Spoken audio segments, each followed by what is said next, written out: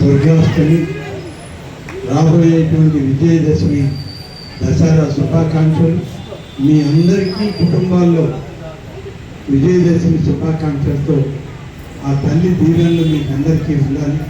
ప్రతి కుటుంబం కూడా నిత్య సౌభాగ్యంగా వెలిసెల్లాలని చెప్పి ఆ వాసవి కన్యాకా పరమేశ్వరి అమ్మవారిని కోరుకుంటూ ఈరోజు మీ ముందు మాట్లాడేటువంటి ప్రయత్నం చేస్తాం. మామూలుగా ఈ శాఖ రావడం అనేటువంటిది అది బహుశా అది దైవాజ్ఞే అనుకోవాలి. నేను ఎప్పుడు కూడా ఈ శాఖ వస్తుందని, దీనిలో అంత అర్థం పరమార్థం ఉందని,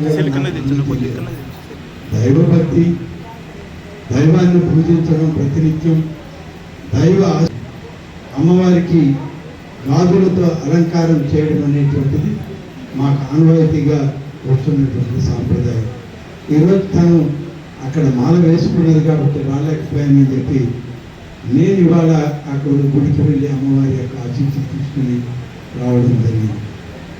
మరొక విషయం సురేష్ బాబు చాలా చెప్పాడు, దానికి అంత అవసరం లేదు. ఎందుకంటే ఇవాళ మీరందరూ నా కుటుంబ సభ్యులు, అక్క చెల్లెమ్మలు, తల్లులు, మీ అందరి ఆశీస్సులు ఉండబట్టి నా రోజు నేను ఈ స్థాయిలో మీ అందరి ముందు నిలబడగలిగాను.